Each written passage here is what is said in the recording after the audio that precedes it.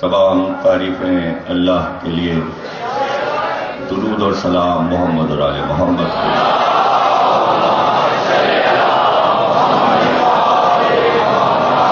1432 ہجری کے اشہ محرم کی 7ویں تقریر امام بارگاہ چاہ ربا سلیم میں آپ حضرات سماعت فرما رہے ہیں۔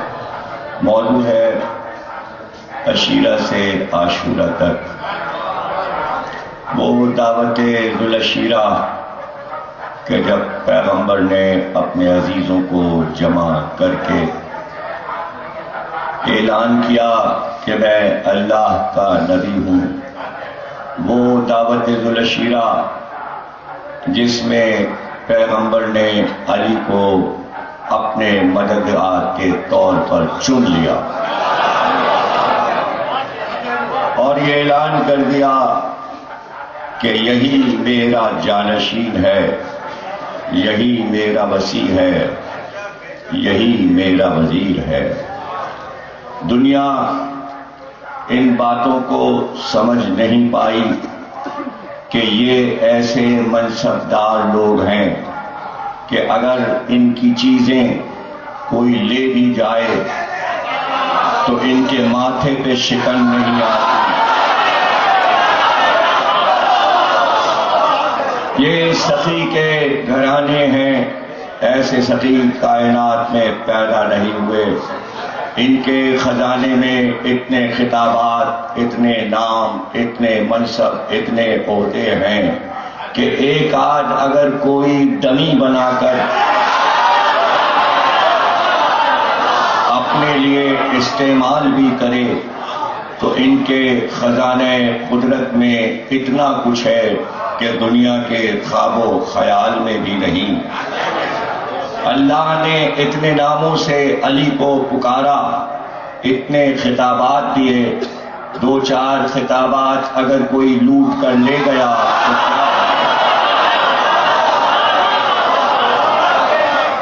تو ہندو شاعرہ روپ کماری کہتی ہے کہ پڑی تھی لوٹ محمد کے جب گھرانے میں، یہ سب خطابات لٹے تھے اسی زمانے میں۔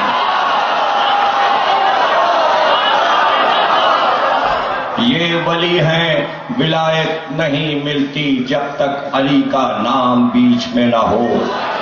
ارے ذرا دیکھو تو دنیا کا کوئی بھی انسان جو انصاف پسند ہے وہ جانتا ہے کہ علی میں کیا کیا ہے اور علی کیا کیا دے سکتے ہیں۔ اسلام کا کوئی فرقہ اس وقت تک اپنے اسلام کا اعلان نہیں کر سکتا جب تک اس کے پاس علی نہ ہو۔ وہ کسی بھی صورت سے مانے، علی کو ماننا پڑے گا۔ اب وہ رہ گئے کہ جو علی دشمنی کا اظہار کرنا چاہتے ہیں خاموشی سے، تو انہیں نقصان اٹھانا پڑا تھا اور نقصان اٹھانا پڑے گا، اس لیے کہ اللہ نے اپنی مخلوق کا امتحان علی کی ذات سے لیا، سرکار کی ذات سے امتحان نہیں لیا۔ اللہ نے علی کے نام سے امتحان لیا، خصوصاً مسلمانوں کا امتحان لیا۔ ذرا دیکھیے تو کتنا مشکل تھا کہ جو نمازیں بھی پڑھتا ہو، روزے بھی رکھتا ہو، حج بھی کرتا ہو، رسالت کو بھی مانتا ہو، توحید پر پختہ اس کا عقیدہ ہو، دین کے ہر رکن سے واقف بھی ہو، اس پر عمل بھی کر رہا ہو، خود اللہ کے لیے مشکل ہو جاتی کہ سارے اعمال پر پانی کیسے پھیرا جائے۔ ایک علی کا نام رکھ کر اللہ نے سارے اعمال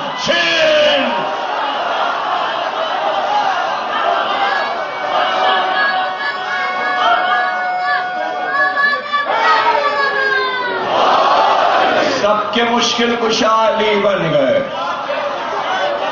سب کے مشکل کشا علی بن گئے۔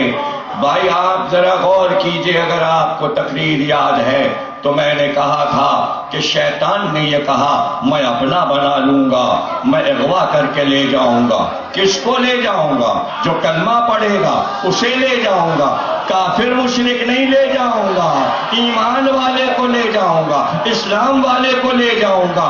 تو اللہ نے کیا کہا؟ لے جا، میں جہنم کو بھر دوں گا۔ تو اللہ جہنم کو کیسے بھرے گا؟ علی کے ذریعے، علی کے ذریعے۔ سلمان سے گفتگو تھی اور یہی کہا علی نے، اگر چاہتے ہو کہ کچھ تبرک مل جائے تو ابھی جاؤ اور رسول اللہ سے جا کر کہو کہ معراج میں آپ کو جو 70,000 راز بتائے گئے اس میں سے ایک ہمیں بتا دیجئے تبرک کے طور پر۔ تبرک کے طور پر سلمان فارسی گئے اور کہا معراج میں اللہ نے آپ کو 70,000 راز بتائے ہیں، اس میں سے ایک ہمیں دے دیجئے۔ تو مسکرا کر رسول اللہ نے کہا علی کے پاس سے آ رہے ہو؟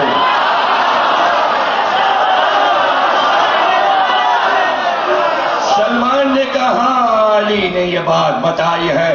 تو رسول اللہ نے فرمایا اچھا چلو ایک راز میں تمہیں بتائے دیتا ہوں۔ اب ذرا سوچئے 70,000 رازوں میں سے ایک راز کتنا قیمتی ہوگا۔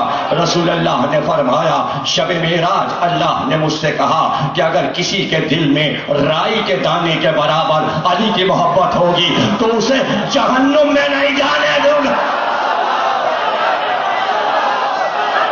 اسے جہنم میں۔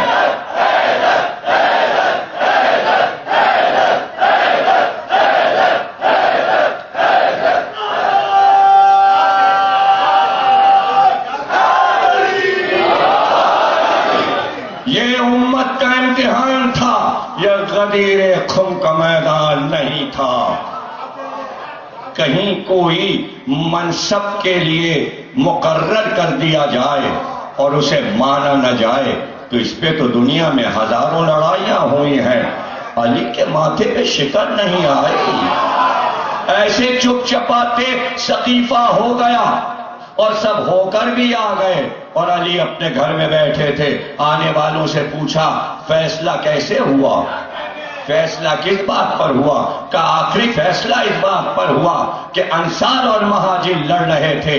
تو اس وقت مہاجرین نے یہ کہا کہ انصار تم پیغمبر کے رشتہ دار نہیں ہو، ہم مہاجرین مکے سے آئے ہیں، ہم پیغمبر کے شجرے میں آتے ہیں۔ تو علی نے کہا واہ مسلمانوں کو شجرہ یاد رہا، شجر کو بھول گئے، علی اسلام کا شجر ہے، شجرہ یاد رہا۔ تاریخ اٹھا کے دیکھو، حکومت ملی ہے شجرے کی وجہ سے۔ جب حکومت شجرے کی وجہ سے ملی تو ہم شجرے کی باتیں نہ کریں، ہم شجرے کی باتیں کیوں نہ کریں؟ اصل شجرہ کہاں ہے؟ شجرہ شجر سے شروع ہوتا ہے۔ پوچھنے والے نے پوچھا رسول اللہ نے یا علی اپنے بعد کیا چھوڑا؟ اتنے سوال ہوئے ہیں بعد نبی۔ جب سقیفہ کا فیصلہ ہو گیا چاہتی تھی امت کسی طرح علی سے کوئی ایسی بات کہلوا دے، نازک منزل تھی لیکن کس احتیاط کے ساتھ علی نے اس سفر کو 25 برس طے کیا ہے۔ کوئی کر سکتا ہے جس کے اختیار میں آسمانی تلوار ذوالفقار ہو، جس کے بازوؤں میں طاقت ہو، جو ایک اشارے پر ترے خیبر اکھڑ سکتا ہے، تو پھر مدینے کے کچے مکان کیا تھے اور گھاس کے دروازے کیا تھے؟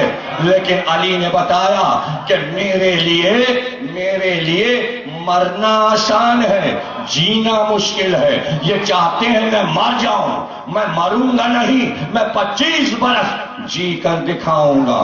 کوشش یہ تھی، اب موڑ آ گیا، شاید اب علی آ جائیں، پھر موڑ آ گیا، اب علی آ جائیں۔ ساری طاقت لگا دی کہ علی آنے نہ پائیں حاکم بن کر، اور علی چپ، علی خاموش، اس لیے کہ علی کو معلوم تھا کہ ایک منزل آئے گی جہاں ڈھاک کے 3 پات ختم ہو جائیں گے۔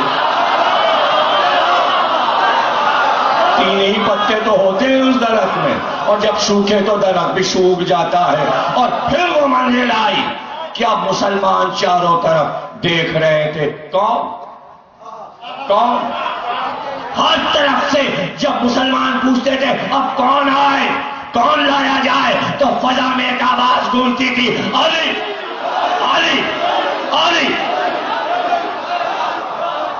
سب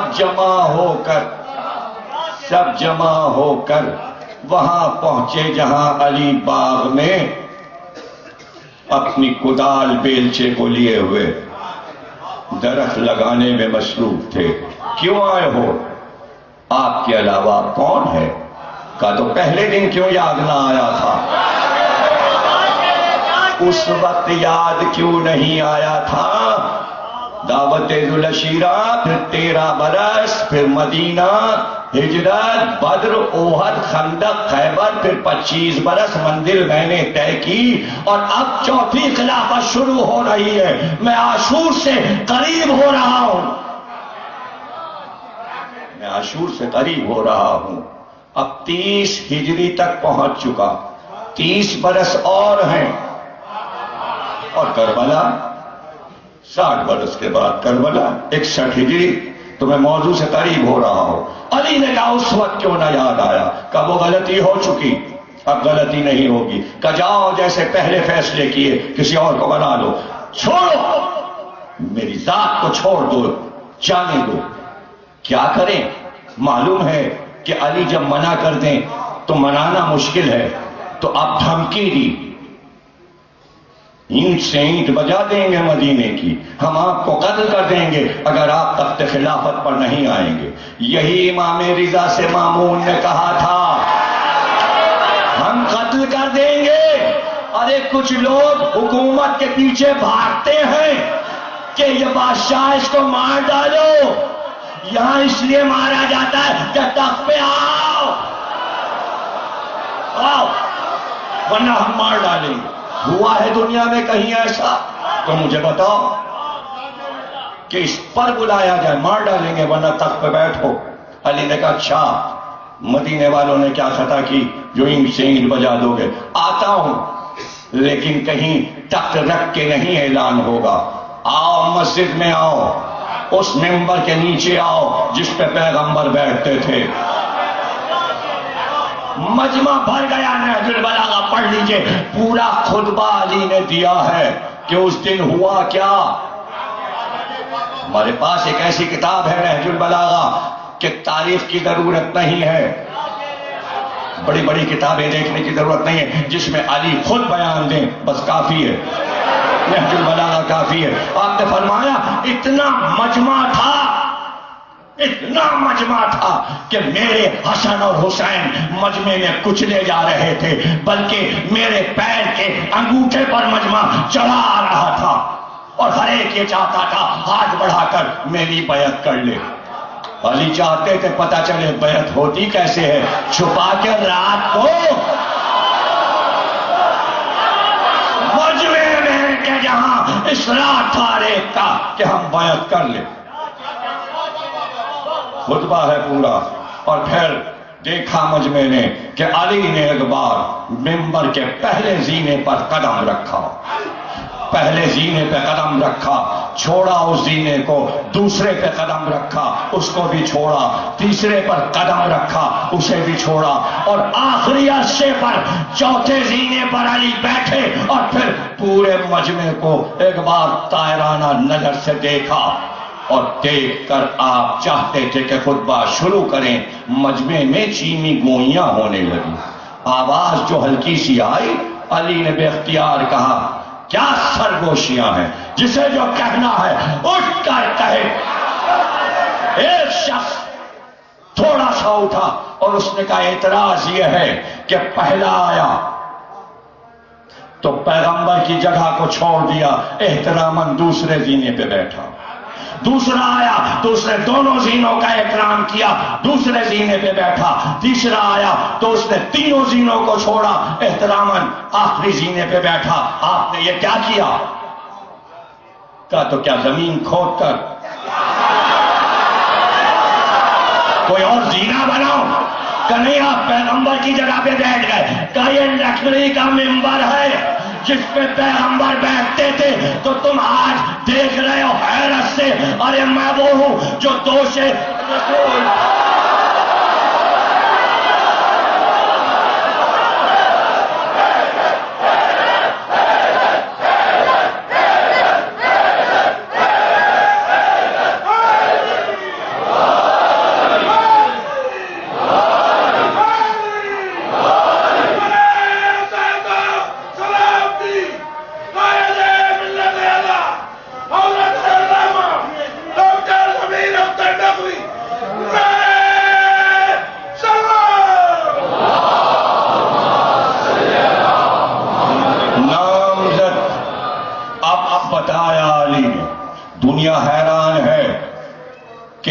برس علی نے گزار دیے اور پھر اس منزل پر کیوں آ گئے؟ تو بڑے بڑے دانشوروں نے کہا علی چند دنوں کے لیے اس لیے آئے اس منزل پر تاکہ دنیا کو سکھائیں حکومت کی کیسے جاتی ہے۔ آج اقوام متحدہ چیخ رہا ہے اور اسلامی 46 ملکوں سے کہہ رہا ہے اپنے اپنے ملک میں نظام علی لاؤ، تب دہشت گردی ختم ہوگی۔ بات سمجھ میں نہیں آتی، بات سمجھ میں نہیں آتی۔ اس کا نظام، اس کا نظام، اس کا نظام، اس کا نظام۔ وہ عیسائی تھا، وہ عیسائی تھا، نام اس کا جارج جرداق تھا۔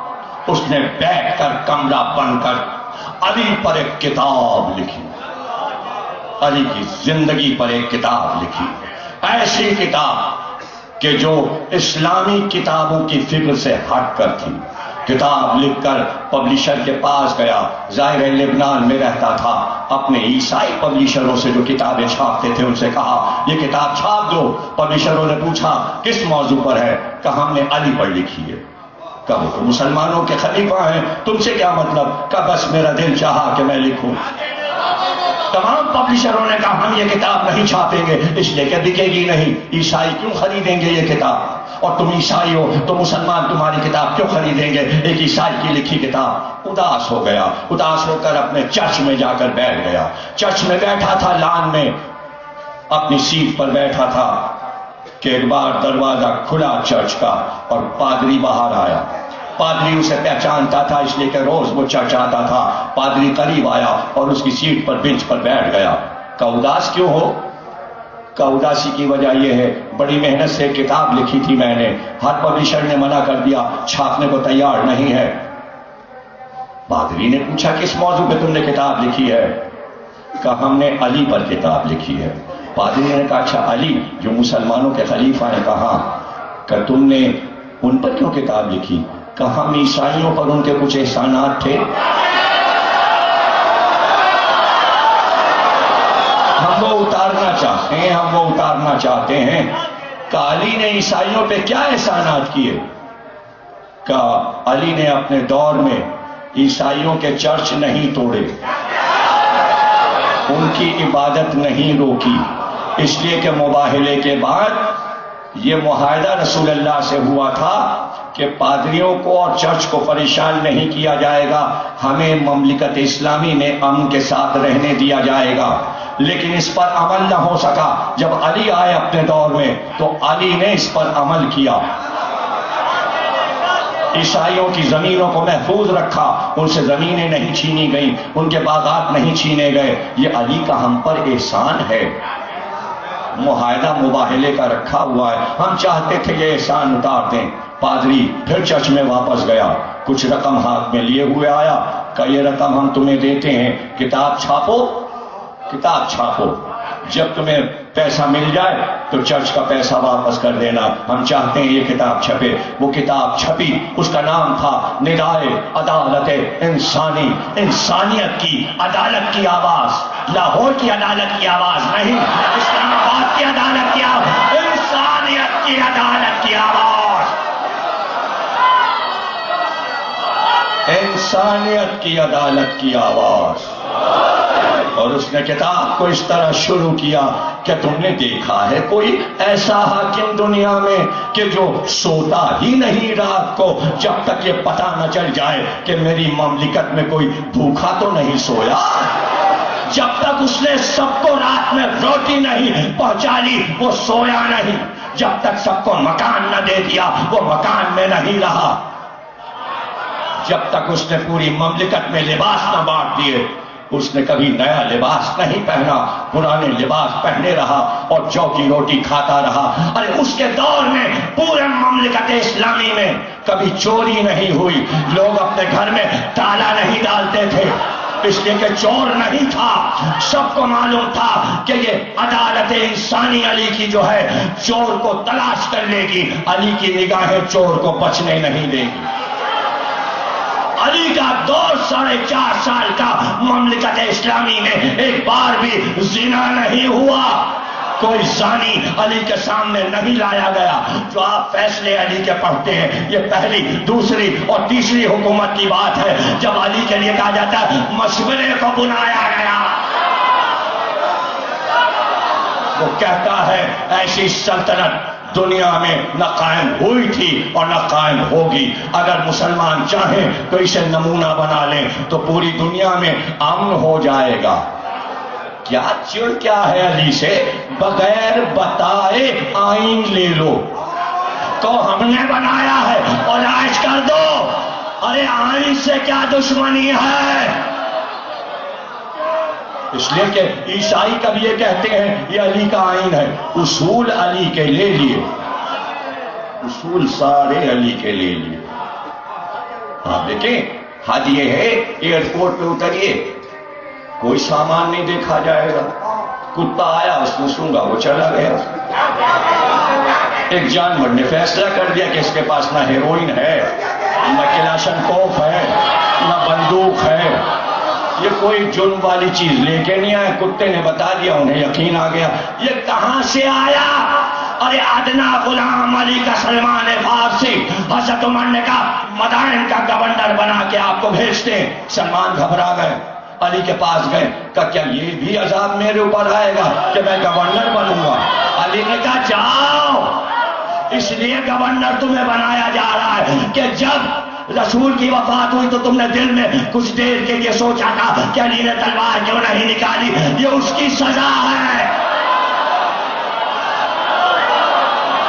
خدا نہ کرے کہ کسی کے دل میں علی جیسا شک آئے اور وہ گورنر بنا دیا جائے، وزیر اعلیٰ بنا دیا جائے، وزیر اعظم بنا دیا جائے، صدر بنا دیا جائے. ہر جگہ شک ہے، جہاں شک ہے.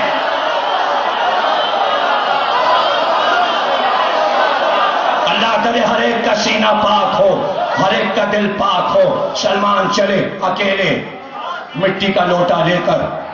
بھائی کیا مسجد میں رہتے تھے، پاس ایک لوٹا تھا طہارت کے لیے. اونٹ پہ بیٹھے مدائن پہنچے. اب جو اندر داخل ہوئے لوگ آئے، یہ کون مسافر آ گیا؟ کہا مسافر نہیں، میں گورنر بنا کر مدائن کا بھیجا گیا ہوں.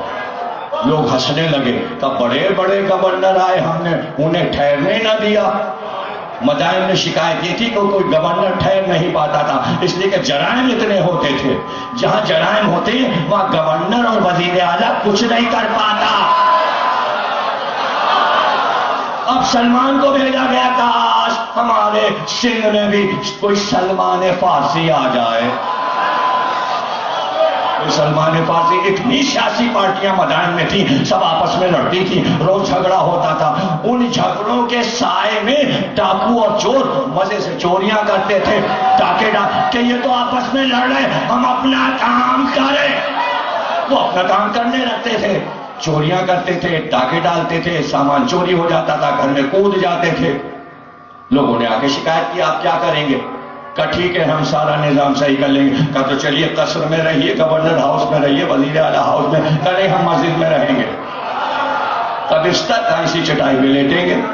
کا انتظام آپ اکیلے کیسے کریں گے؟ کہا تم لوگ جا کے سو جاؤ، ہم انتظام کر لیں گے. رات آ گئی. ایک بار نماز پڑھ کے سلمان فارسی اٹھے اور جنگل کی طرف چلا. جب جنگل میں پہنچ گئے آواز دی، اے مخلوق خدا، علی کا غلام سلمان تمہیں بلا رہا ہے. سارے کتے دوڑتے ہوئے آئے، سارے کتے دوڑتے ہوئے آئے اور زبانیں نکال کر سلمان کے سامنے ہانپنے لگے. سلمان فارسی نے فرمایا، اے مخلوق خدا، آج شہر کا نظام تمہارے سپرد ہے. یہ کہہ کے واپس آ گئے اور تمام نمازیوں سے کہا گھر سے نہ نکلنا، اعلان کر دو چور ڈاکو آج کی رات نکلے نا، میں نے انتظام کر دیا. خوب ٹھٹھے لگائے اور سب چلے گئے کہ رات کو دروازے کھول کر دیکھیں تو سلمان نے انتظام کیا کیا. ڈاکو ٹھٹھے لگا لگا کے آئے، چور مذاق اڑا کے آئے. اب جو صبح ہوئی مدائن کی گلی گلی میں لاشیں پڑی تھی اور ٹانگیں چیل چیل کے کتوں نے ڈال دیا تھا. کتے واپس چلے گئے، کتے واپس چلے. سلمان فارسی نے نمونہ دکھا دیا. انگریزوں نے بات لے لی کہ یہ بہت حساس جانور ہے،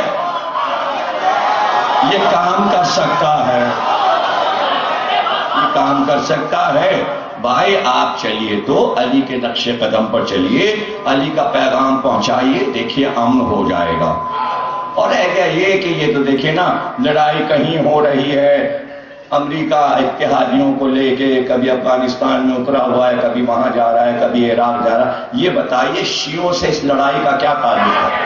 ہم سے کیا مطلب اگر دنیا لڑ رہی ہے؟ اگر افغانستان کی سرحد پہ لڑائی ہو رہی ہے، ہم سے کیا مطلب؟ آپس میں لڑ رہے ہو تو شیعوں کے مجموعوں سے اور جلوسوں سے کیا تعلق ہے؟ اپنی سیاستیں وہاں تک رکھیے، اپنے مسائل یا تو لڑائی بند کیجئے یا فتح کر کے جلدی سے اعلان کیجئے کہ ہمارا مقصد ہو گیا۔ یہ ٹپ ٹپ ٹپ ٹپ کب تک چلے گا اور کب تک یہ محرم اس طرح منوایا جائے گا؟ سیکورٹی پیسہ ہے نہیں، بجلی ہے نہیں، امریکہ کا کیا مطلب ہے؟ پولیس والوں کو پریشان کرنا، ڈبل ڈیوٹی لگانا، ارے فوج کو پریشان کرنا، سرحد پہ بھی خطرہ، انڈیا سے بھی خطرہ، ادھر سے بھی خطرہ، ہنگو میں بھی خطرہ، سوات میں بھی خطرہ، ادھر بھی خطرہ، اور خطروں میں فوج بلا کے شہر میں بلائی جا رہی ہے۔ ارے محرم کرانا، محرم کرانا، ارے محرم حسین کرواتے۔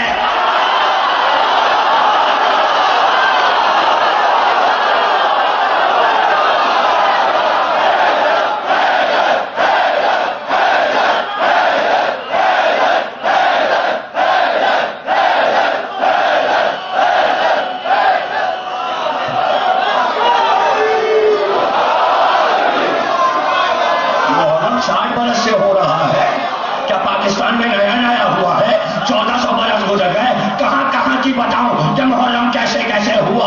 ہندوستان کے گاؤں بتاؤں، قریے بتاؤں، شہر بتاؤں؟ اب تو امریکہ میں بھی ہے، لندن میں بھی ہے، جرمنی میں بھی ہے۔ ارے برف گر رہی ہے اور جلوس نکال رہے ہیں، گرمی پڑ رہی ہے اور جلوس نکال رہے ہیں۔ کس نے عزاداروں کو روکا ہے؟ عزاداروں کو کس نے روکا ہے؟ کسی نے بھی نہیں روکا، کہیں بھی عزادار نہیں رکتے۔ اور موت سے نہ ڈرائیے، اس لیے کہ سید سجاد نے کہا تھا شہادت ہمارے لیے عزت ہے، شہادت عزت ہے، شہادت بے عزتی نہیں ہے۔ اور جب یہ کہہ دیا گیا، ہمیں پتا ہے 14 معصومین کو ہم نے نہیں دیکھا، علی کو ہم نے نہیں دیکھا، ادھر شہادت ہوتی ہے اور سب کی زیارت ہوتی ہے، اس میں کیا پریشانی ہے؟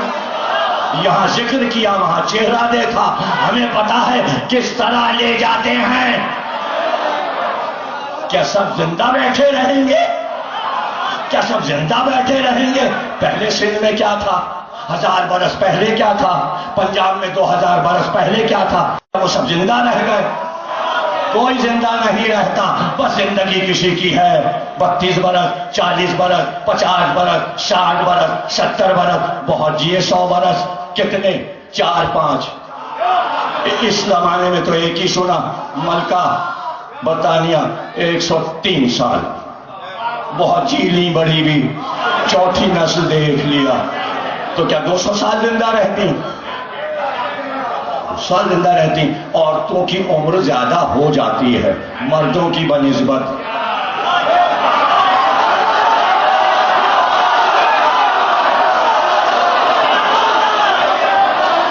کچھ عمر زیادہ ہو ہی جاتی ہے۔ حج کر کے واپس آتے آتے پوچھا خلافت کس کو ملی؟ کہا علی کو، کا ناقہ پلٹاؤ۔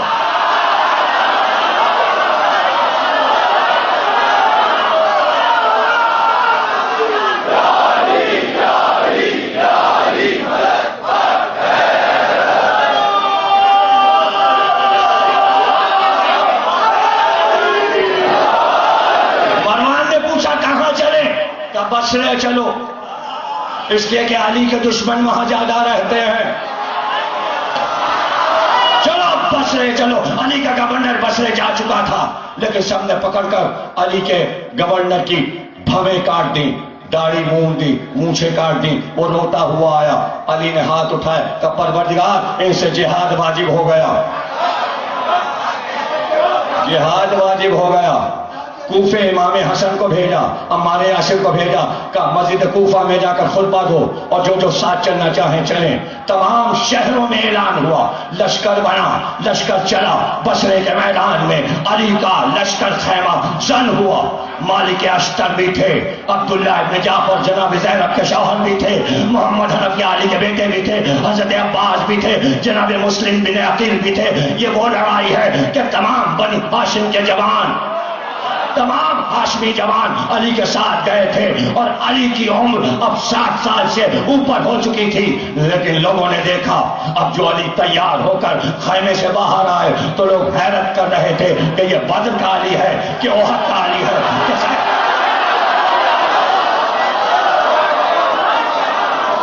وہ علی کہہ رہا تھا، مالک میں تجھے بتاتا ہوں اگر پورا عرب مل کر علی سے لڑنے آئے تو آج بھی علی پر فتح نہیں پا سکتا۔ یہ وہی ذوالفقار ہے جو آج 25 برس کے بعد نیام میں نظر آئی۔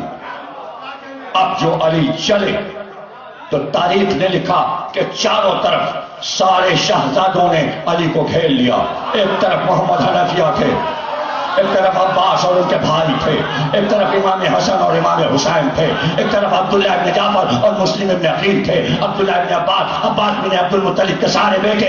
تو تاریخ نے لکھا کہ جب علی میدان میں آئے تو یوں لگتا تھا بیچ میں آفتاب ہے، چاروں طرف ستارے ہیں۔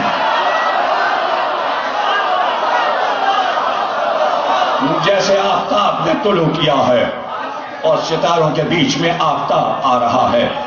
کہتے ہیں کہ ایک بار علی نے آگے بڑھ کر پورے لشکر پہ نظر ڈالی اور اس کے بعد ایک طرف دیکھنا شروع کیا۔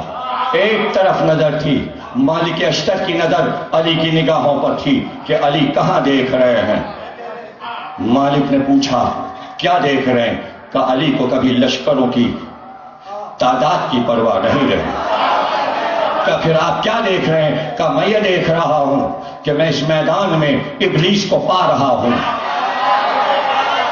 اور میں یہ چاہتا ہوں میدان جنگ سے اس کی ہستی کو ہٹا دیا جائے۔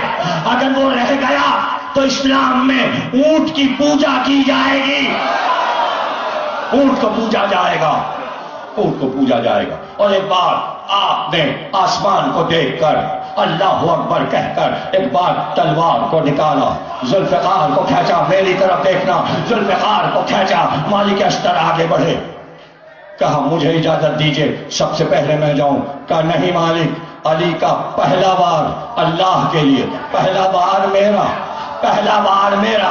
علی یہ چاہتے تھے بتا دیں کہ بڑھاپے میں علی کیا ہے۔ مالک اشتر کہتے ہیں ایک بار گھوڑے کو ذوالجناح کو دوڑاتے ہوئے سیدھے ہاتھ کی طرف گئے، سیدھے ہاتھ کی طرف گئے۔ اب جو چلے تو تلوار کو سیدھا کیا اور گھوڑے کو دوڑاتے ہوئے 30,000 آگے کے سپاہی اور ان کے ساتھ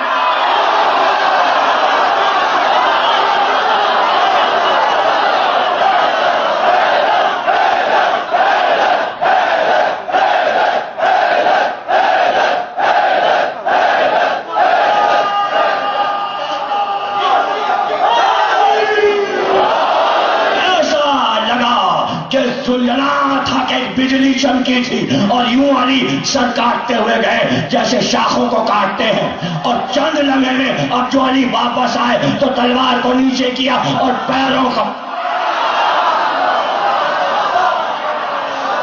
نہ سر رہا نہ پیر، نہ سر رہے نہ پیر، اور علی واپس آئے۔ مالک حیران ہو گئے، آج علی کی جنگ دیکھی تھی، کاہے کو مالک اشتر نے بدر و احد و خندق و خیبر دیکھا تھا، پہلی بار تو علی کی جنگ دیکھی۔ شہزادے تو واقف تھے حسن اور حسین، محمد حنفیہ، اور ایک بار بلا کر محمد حنفیہ کے ہاتھ میں علم دیا، کہا بیٹا تم جاؤ اور جا کر جنگ کرو، علی تمہاری جنگ دیکھ رہا ہے۔ اور پھر خطبہ دیا، نہج البلاغہ میں وہ خطبہ ہے کہ محمد حنفیہ دانتوں پہ دانتوں کو جما لو اور سیسا پلائی ہوئی دیوار بن جاؤ، اور قلم تمہارے پیچھے نہ ہٹے بلکہ آگے بڑھتے جاؤ، علم کو سنبھالے رکھنا، علم نہ ادھر جھکے نہ ادھر جھکے، تلوار یوں چلے جیسے خندق میں میری تلوار چلی، جیسے بدر میں میری تلوار چلی۔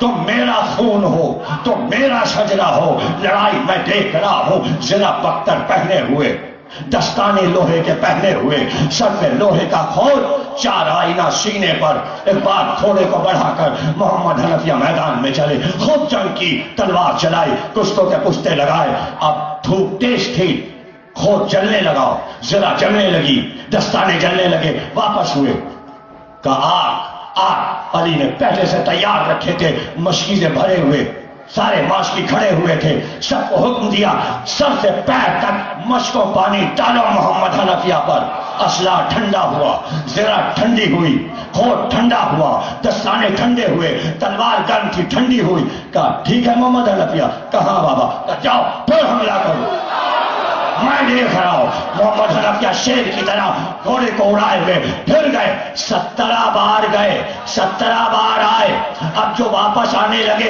ایک نے آگے بڑھ کر کہا حسن حسین پہلو میں ہیں، ان کو نہیں بھیج رہے، بار بار تمہیں بھیج رہے ہیں، تو گھبرا گئے، کیا برائی کرتے ہو شہزادوں کی میرے سامنے، یہ نہیں جانتے میں کیا ہوں اور حسن حسین کیا ہے، حسن اور حسین علی کی آنکھیں، میں حسین کا ہاتھ ہوں، جب ہاتھ میں مٹی آتی ہے تو ہاتھ بچاتا ہے،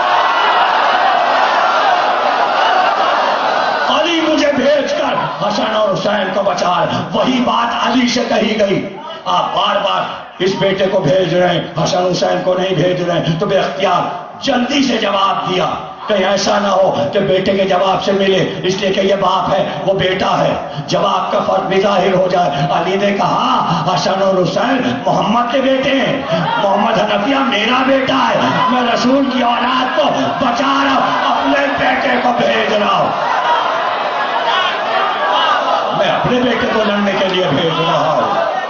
فاتح ہیں، خوب تلوار چلائی، مسلم ابن عقیل نے پہلی بار موقع ملا تھا ہاشمی شہزادوں کو لڑنے کا، عبداللہ ابن جعفر خوب لڑے، بھاگ بیٹھ گئی عرب نے کہ عبداللہ ابن جعفر سے بہادر کوئی نہیں، مسلم ابن عقیل نے خوب تلوار چلائی، محمد حنفیہ نے خوب جنگ کی، لیکن ہر ایک جب فاتح واپس آتا تو یہی کہتے تھے سب بہادر ہو، مسلم تم بھی بہادر، عبداللہ ابن جعفر تم بھی بہادر، اور محمد حنفیہ تم بھی بہادر، لیکن میرے حسین سے بڑھ کے بہادر کوئی نہیں۔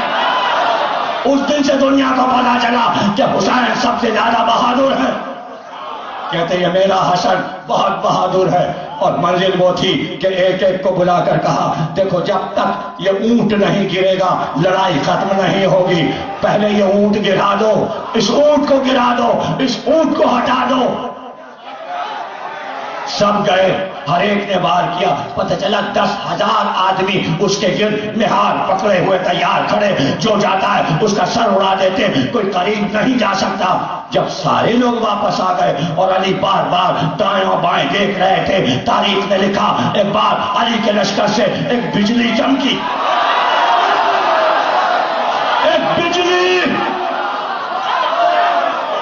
ایک بجلی چمکی، اور پھر دنیا نے دیکھا کہ ایک نیزہ چلا اور اونٹ کی آنکھ میں ادھر سے جا کر دوسری آنکھ سے نکل، اونٹ گر گیا، بجلی چمکی، کوئی واپس آیا، مڑ کر پوچھا مالک کون تھا؟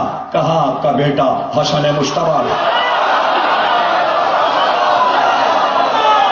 آپ کا بیٹا، آپ کا بیٹا حسن مشتبہ تھا۔ علی نے چاہا 4.5 برس تو ملے ہیں، دنیا کو بتا تو دیا جائے میرے بیٹے کتنے بہادر ہیں، اس لیے جمل میں سب کو بھیج دیا۔ اب 16 برس کے عباس تھے، ان کی لڑائی رہ گئی تھی، اس لیے صفین کا انتظار کیا۔ جب صفین کا میدان سج گیا، 2.5 لاکھ کا لشکر ادھر تھا، علی کا لشکر بھی کم نہیں تھا، 2.5-3 لاکھ علی کا بھی لشکر تھا، اتنا بڑا مجمع میدان جنگ میں کبھی ہوا نہیں، اور علی نے یوں جنگ کی صفین میں کہ راتوں دن تلوار چلائی، 17 راتیں علی سوئے نہیں، رات بھر تلوار چلائی، اور چیخیں تھیں کہ ایسی نکل رہی تھیں کہ لیلۃ الحریر اس لڑائی کا نام پڑا۔ لیلۃ الحریر، حریر کہتے ہیں کتوں کے بھونکنے کو، وہ راتیں جب کتوں کی آوازیں بلند ہوئی، اس لیے اسے جنگ لیلۃ الحریر کہتے ہیں۔ علی کی جنگ ایسی تھی کہ لوگ ٹہل گئے، کلیجے پھٹتے نظر آئے، اور اسی میدان جنگ میں جہاں علی بار بار حملہ کرتے تھے، ایک بار واپس آئے اور خیمے میں آ کر آواز دی، میرے لال عباس ذرا قریب آؤ، عباس قریب آؤ۔ اپنا لباس حضرت عباس کو پہنایا، سر پہ خود رکھا، زرہ بختر پہنایا اور تلوار دے کر کہا، عباس گھوڑے پر بیٹھو، میرے گھوڑے پر بیٹھو، اور چہرے پر شملے کو ڈال دیا، امامے کے شملے کو چہرے پہ ڈال دیا اور کہا، عباس جاؤ، میں لڑائی دیکھ رہا ہوں۔ اب جو عباس نے جا کر جنگ شروع کی تو یوں لگتا تھا کہ سوار کا گھوڑا فضا میں پرواز کر رہا ہے، کوئی پرندہ عقاب ہے کہ اڑ رہا ہے۔ آج عباس مرتجس پر تھے، اور مرتجس کی تعریف یہ ہے کہ جب مرتجس گردن اٹھاتا تھا تو سوار کو چھپا لیتا تھا، اور جب دوڑنے میں اپنی دم کو چمر بناتا تھا تو دونوں طرف سے سوار چھپ جاتا تھا، لیکن صرف عباس نظر آتے تھے، آگے سے بھی اور پیچھے سے بھی، دونوں طرف سے لوگ عباس کو دیکھ سکتے تھے۔ لوگ سمجھے یہ علی ہیں اور پھر حملہ کیا ہے، لیکن حیرانی یہ تھی کہ یہ چہرے پر نقاب کیوں ڈالی ہے علی نے؟ ہر ایک شک میں تھا کہ وار وہی ہے، طول کا وار کرتے ہیں تو علی لگتے ہیں، عرض کا وار کرتے ہیں تو علی لگتے ہیں، سیفی کا وار کرتے ہیں تو علی لگتے ہیں۔ یہ تو علی ہیں جو گھوڑے کو چمکا چمکا کر کعوہ دے کر قریب جاتے ہیں اور کوئی سوار زندہ نہیں آتا، جو مقابل گیا مارا گیا۔ 7 پہلوان معاویہ نے بھیجے تھے، سب کے ٹکڑے ٹکڑے عباس نے کر دیے، 7 پہلوانوں کے ٹکڑے بنا دیے۔ ایسے میں لوگ چیخنے لگے، یہ ہے تو علی، یہ ہے تو علی۔ جب میدان میں اتنا علی ہوا تو علی نے اپنا گھوڑا بڑھایا، میدان جنگ میں آئے۔ اب لوگ کبھی ادھر دیکھ رہے ہیں، کبھی ادھر دیکھ رہے ہیں، ادھر بھی علی، ادھر بھی علی، ادھر۔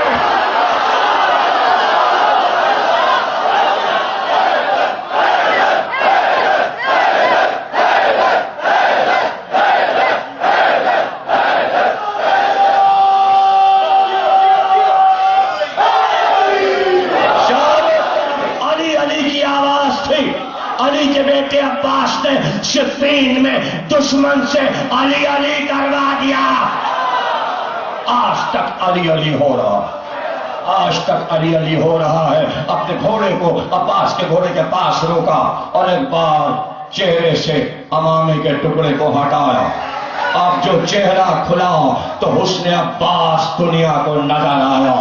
پہلی بار آفتاب جیسا چہرہ، پیشانی پر زہرہ ستارہ جیسا نشان چمکتا ہوا نظر آیا۔ کہاں ایسا سراپا دیکھا تھا؟ ایک بار آواز دی، علی نے انگلی اٹھا کر، ہاذا ہاذا ہاذا قمر بنی ہاشم، ہاذا قمر بنی ہاشم، یہ ہم ہاشمیوں کا چاند ہے، یہ ہم ہاشمیوں کا چاند ہے۔ آپ سمجھے؟ ہاشمیوں کا چاند سمجھے؟ کل گفتگو ہوگی تفصیل سے۔ ایک ہے چاند اور ایک ہے چاندوں کا چاند۔ دیکھیے عبداللہ کو بھی چاند کہتے تھے، رسول اللہ کو بھی چاند کہتے تھے، ہاشم کو بھی چاند کہتے تھے، عبد المطلب کو بھی چاند کہتے تھے۔ حدیث کسا میں تو جناب سیدنا رسول اللہ کو کہا چاند جیسا چہرہ۔ حدیث کسا میں کہا میں نے چادر ڈال دی مگر چودھری کا چاند لگ رہے تھے رسول اللہ۔ علی کو قرآن نے چاند کہا، والقمر اذا تلاہا، سب چاند۔ اس پر علی نے کہا بنی ہاشم کا چاند، اتنے چاندوں کا چاند تو عباس کتنا حسین ہوگا، عباس کتنا خوبصورت ہوگا۔ اس دن سے جمل اور صفین، یاد رکھیے گا، 4 آدمیوں کی شجاعت کی دھاگ بیٹھ گئی۔ کون کون 4؟ عبداللہ ابن جعفر طیار، امام حسین کے سگے چچا زاد بھائی، جناب زینب کے شوہر۔ دوسرا بہادر محمد حنفیہ، تیسرا بہادر مسلم ابن عقیل، چوتھا بہادر عباس ابن علی۔ یہ 4 بہادروں سے عرب لرزنے لگے، اور 61 ہجری میں تمام شہروں میں یہ گفتگو تھی کہ اگر حسین سے لڑائی ہو گئی تو حسین کو لشکر کی ضرورت نہیں ہے. حسین کو یہ 4 آدمی کافی ہوں گے. چاہے جتنا بڑا لشکر چلا جائے یہ 4 آدمی لشکروں کا صفایا کر دیں گے. تاریخ عرب نے لکھا، غامدی کو کیا معلوم. اور وہ جو آتا ہے وہ کون ہے؟ بدرو نائک نائک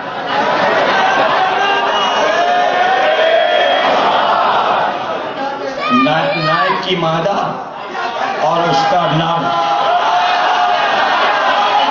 کیا لگائی بجھائی کرتا ہے، کیا تاریخ کی لگائی بجھائی کرتا ہے. اور باتیں ہیں امن کے نام پر، توہین رسالت، توہین امامت. اور جب کربلا پہ آتے ہیں کچھ سوچتا ہی نہیں.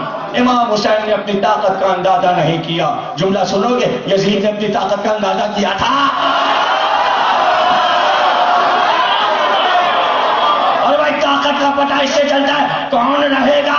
یہ بتاؤ حسین ہے یا یزید؟ طاقتور کون ہے؟ طاقتور کون ہے؟ طاقتور کون ہے؟ اور دوسرا جملہ دے دوں، یہ بتاؤ یزید کے ماننے والے زیادہ طاقتور ہیں یا حسین کے ماننے والے؟ ارے اگر یہ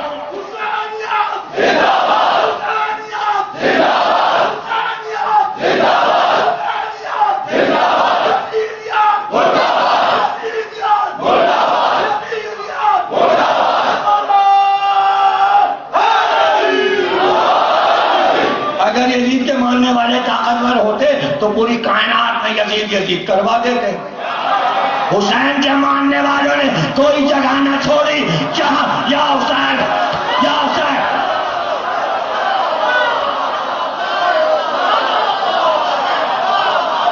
طاقت کا کیا مظاہرہ، پھر بتا رہا ہوں اور پھر جملہ دے رہا ہوں. اور میٹرو ٹی وی کی کسی مجلس میں بھی یہ جملہ کہا ہے اور پھر دوہرا رہا ہوں. کربلا طاقت کا مظاہرہ نہیں ہے، طاقت کی لڑائی نہیں ہے، اصولوں کی لڑائی ہے. کربلا اصولوں کی لڑائی ہے، ہم انہی اصولوں پہ چل رہے ہیں. حسین کو طاقت کی کیا پرواہ. یہ تو رازداروں نے حسین سے راز پوچھ لیا، سب کو تھوڑی بتایا. رازداروں نے پوچھا حسین سے کہ بھئی آپ جا تو رہے ہیں، خبر یہی ہے کہ آپ مارے جائیں گے اور آپ کا خاندان بھی مارا جائے گا. کہاں میں معلوم، اللہ نے ہمیں بتا دیا. پوچھنے والے نے کہا آپ کو فائدہ کیا ہوگا، فائدہ کیا ہوگا آپ کو. پھر تو فائدہ سن لو اور کان میں بتا دو، ہمارے بعد جس کو چاہے بتا دے گا، عقل میں بات آئے گی تو آئے گی. کہ اللہ نے یہ چاہا ہے کہ انہوں نے اسلام کا لبادہ پہنا ہے اور اسی کو اسلام کہہ رہے ہیں. اللہ نے چاہا ہے میرے ذریعے اس کو بدنام کرے، رسوا کرے. یہ بتاؤ خلافت رسوا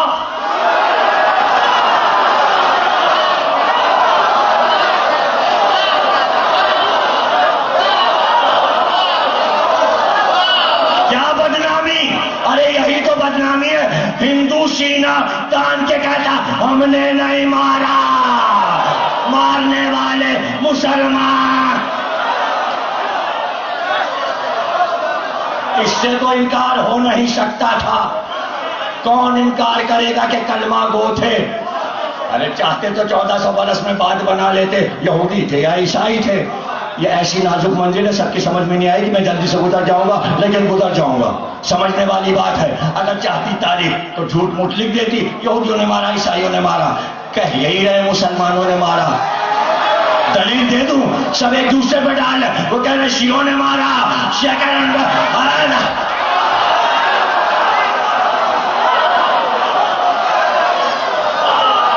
بات تو ہر پھر کے مسلمانوں میں ہے، بات شیعہ سنی کی نہیں ہے. یہ بتا دو کلمہ گو نے مارا کہ نہیں مارا. اور فیصلہ مختار نے کر دیا، قاتلوں کو چن چن کے مارا. اگر وہ شیعہ ہوتے تو مختار پکار کے کہتا میں نے شیعوں کو مار ڈالا.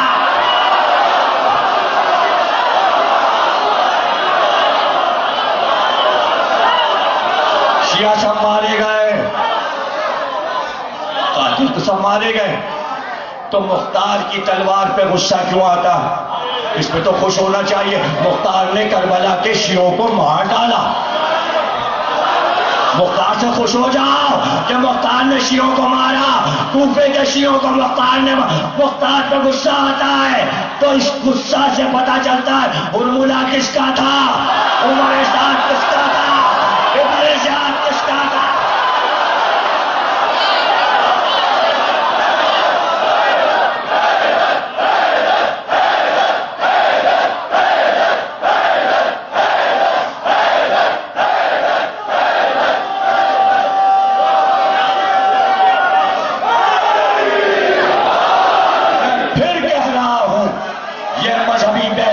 ٹیلی ویژن پر نہ کی جائے اس لیے کہ کربلا اصولوں کی لڑائی ہے, اصولوں کی لڑائی ہے. سارے ٹی وی آئے میرے پاس, سب نے گھر پر ریکارڈ کیا, بعد میں یہی چاہتا معصومی میں آ کے عشرے کے درمیان ریکارڈ کیا, مجھے کہیں نہیں جانا. جیو نے ریکارڈ کیا ہے, سما نے, آنچ نے, اور کون سا ٹی وی, وہ ڈان نیوز آج ابھی اس کے مجلس کے بعد ریکارڈنگ کر رہا. لیکن سب کا سوال ایک ہی, تابوت کیا ہے, تعزیہ کیا ہے, علم کیا ہے. کسی نے ذوالجناح پہ ریکارڈنگ کی, کسی نے عزاداری پہ ریکارڈنگ کی, کسی نے انیس پر, کسی نے ذبیح پر. یہ کیوں سارے ٹیلی ویژن ہماری عزاداری بتانے پہ مجبور ہو گئے؟ کیوں ذوالجناح بتا رہے ہیں؟ کیا بات سمجھ میں نہیں؟ چونکہ پورے مغرب کے ہر ملک میں آج شیعوں پر پی ایچ ڈی ہو رہی ہے, ریسرچ ہو رہی ہے, مجبور ہو گئے, مجبور ہو گئے. ورجینیا یونیورسٹی, آپ کو پتا ہے 22 یا 23 یونیورسٹیاں صرف ورجینیا میں ہیں. جس گلی پہ نکل جاؤ یونیورسٹی کی سڑک پہ چل رہے ہیں, سب یونیورسٹیاں میری دیکھی ہوئی ہیں, پرنسٹن بھی, ہارورڈ بھی. ورجینیا تو میں چونا میرا ختم ہو گیا تھا پان کا, پتہ چلا ورجینیا میں ملے گا, واشنگٹن سے میں چونا.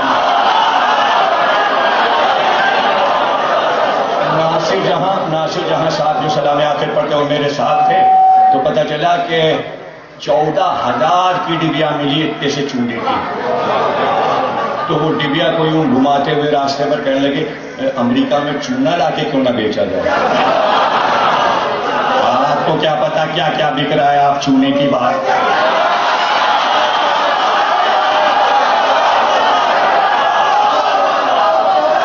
ہاں دنیا محتاج ہے, ہم کسی کے محتاج نہیں ہیں.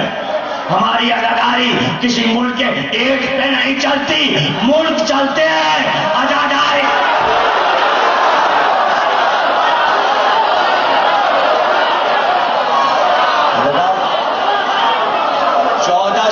1400 برس سے ہم نے کسی سے چندہ نہیں کیا, کسی ملک سے جا کے بھیک نہیں مانگی.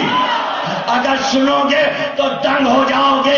غریبوں نے, فقیروں نے بھی اپنی فقیری جھولی سے جمع کر کے 10 مجلسیں کی ہے. عزاداری میں فقیر بھی کسی سے نہیں مانگتا. یہ نظام جناب سیدہ چلا رہی ہے. دنیا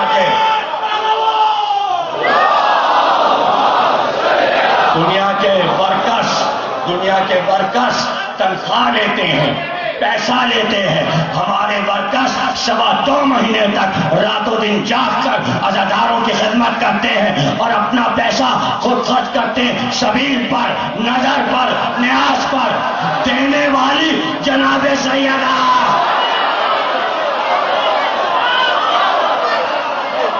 عطیہ خداوند, بیوی کا کرم, تم ہمارے بیٹے کا ماتم کرو, ہم آتے ہیں, ہم تمہیں برکتیں دے کر جائیں گے. ہم کسی سے مدد نہیں مانگتے اور ہم نے کوئی ایسا فاؤنڈیشن بھی نہیں قائم کی ہے کہ جہاں عزاداری کے لیے سال بھر ہم جمع کریں.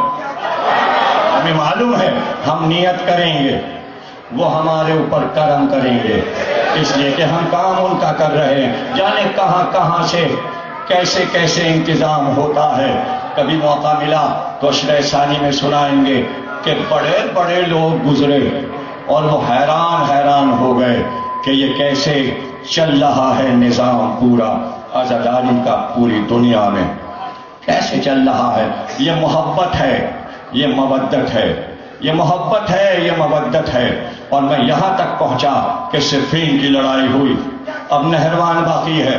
کل 8 محرم کو عرض کروں گا اور پھر آگے نکل جاؤں گا کہ نہروان کے بعد کیا ہوا. اس لیے کہ اس کے بعد امام حسن کا دور آ رہا ہے اور اس کے بعد پھر امام حسین کا دور شروع ہو رہا ہے اور ہم پھر عاشور تک پہنچ جائیں گے. اور شاید عاشور کو ہی ہم یہ بتائیں قیامت اور عاشور میں فرق کیا ہے، اس لیے کہ عاشور سے قیامت قریب ہو جاتی ہے. یہ باتیں ابھی عقل میں نہیں آئیں گی. آپ اسی میں پھنسے ہوئے ہو کہ یزید کو برا کہا جائے کہ نہ کہا جائے، جلوس روک دیے جائیں کہ نکالے جائیں. عزاداری میں کوئی چیز رکتی رکاتی نہیں ہے، عزاداری میں کوئی چیز رکتی رکاتی نہیں ہے. پریشان نہ کیا جائے. اسی 60 برس میں عزادار اسی روڈ سے گئے ہیں، وہاں دکانیں پہلے بھی تھیں، آج بھی ہیں. نہ عزاداروں نے پہلے لوٹا تھا نہ اب لوٹیں گے. لٹیرے اور ہیں، عزادار اور ہیں.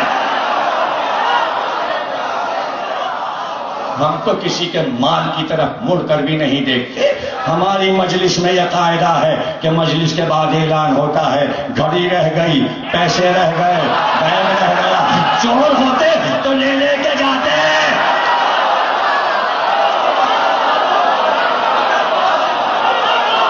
ہم کیا جانے کہ چوری کیا، ہم کیا جانے. اصولوں پر ہے عزاداری، اصولوں پر ہی رہے گی. بات سمجھنے کی ہے. تابوت کیوں ہے، علم کیوں ہے، ذوالجناح کیوں ہے، یہ سب ہم ٹی وی پر بتا چکے، کئی سال سے بتا رہے. اب میڈیا پر بھی بتا دیا. امام باڑوں میں عرصے سے بتا رہے تھے. گھبراہٹ نہ ہو کہ علم کیا ہے. کیا ہے علم؟ کوئی ایسا بھی ملک ہے جب سفارت خانہ دوسرے ملک میں قائم کرتا ہے تو اس کی بلڈنگ پر اس ملک کا علم نہیں لگتا؟ کیا اسلام آباد میں وزیر اعظم ہاؤس پر پرچم نہیں لگا؟ کیا صدر ہاؤس پر، پریزیڈنٹ ہاؤس پر پرچم نہیں لگا؟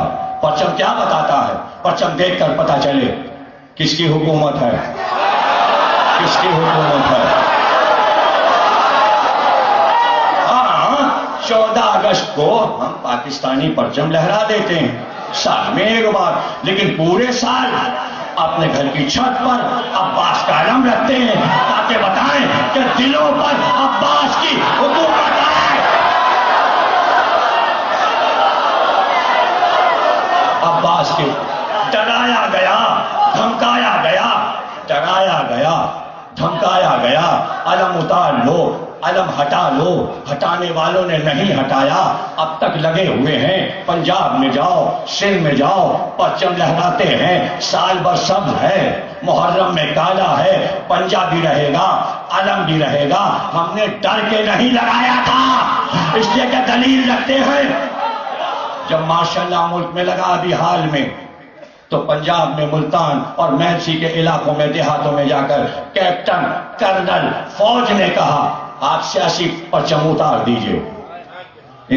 ان پارٹیوں پر پابندی لگ گئی. انہوں نے کہا ہم نہیں اتاریں گے. کہا کیوں نہیں اتاریں گے؟ کہا شیعوں کے علم اتروائیے. تو ہر کرنل، ہر میجر، ہر آرمی کے آدمی نے کہا سنو، ماں کی گود سے بڑے ہو کر یہ علم دیکھا ہے، یہ جھنڈا تو ابھی بنا.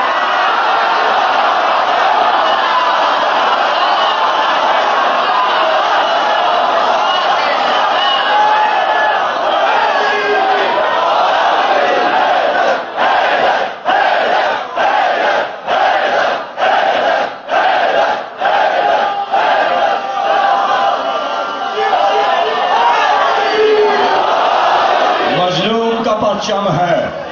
ارے غیر قومیں جان گئی اور اب تک دنیا نہیں سمجھ پا رہی ہے کہ کیا راز ہے.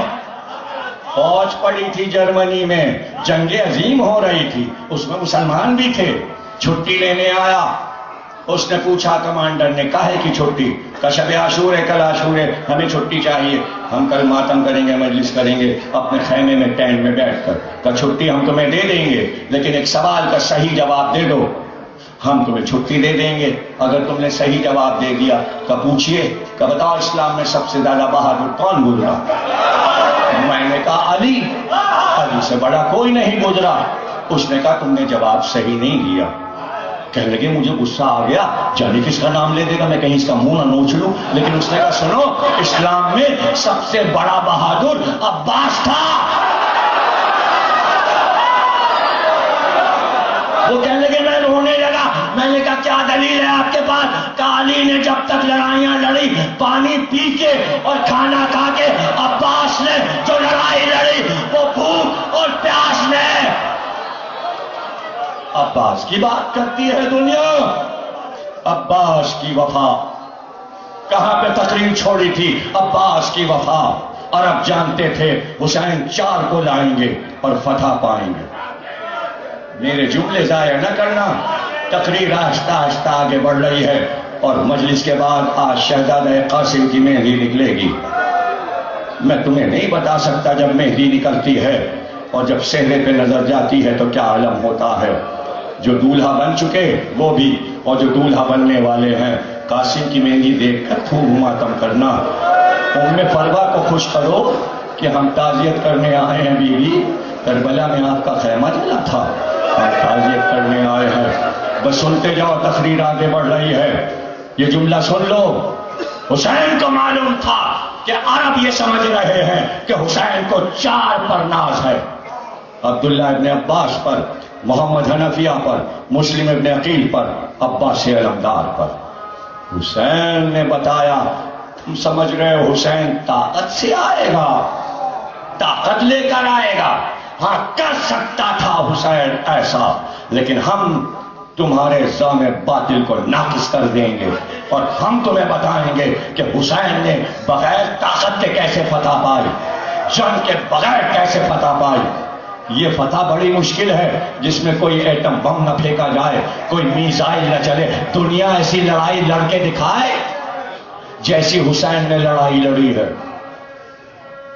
اصول دے کر گئے کہ اصولوں سے لڑا جاتا ہے۔ اگر آج دنیا کی لڑائیاں اصولوں پر ہو رہی ہوتی تو یہ خلفشار پوری دنیا میں نہ پھیلا ہوتا۔ اصول پہ واپس آؤ، سب صحیح ہو جائے گا، سب ٹھیک ہو جائے گا، یہ خلفشار نہیں ہوگا۔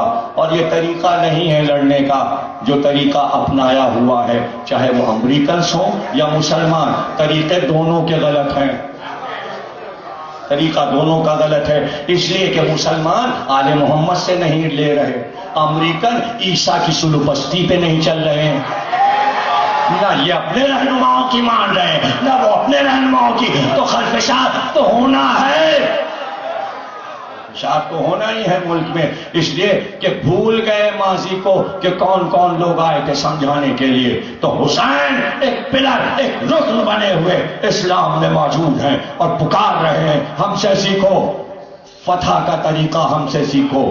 اور اپنی 4 طاقتوں کو ایک بار تقسیم کیا، آدھی طاقت کو مدینے میں چھوڑ دیا کہ عبداللہ ابن جعفر آپ نہیں جائیں گے، محمد حنفیہ آپ نہیں جائیں گے، شعرا کو اکیلے چھوڑ رہا ہوں، ام سلمہ کو چھوڑ رہا ہوں، ام المنین کو چھوڑ رہا ہوں، سارے بنی ہاشم کی نگرانیاں آپ دونوں کریں گے، اور 2 کو ساتھ لے کر چلے۔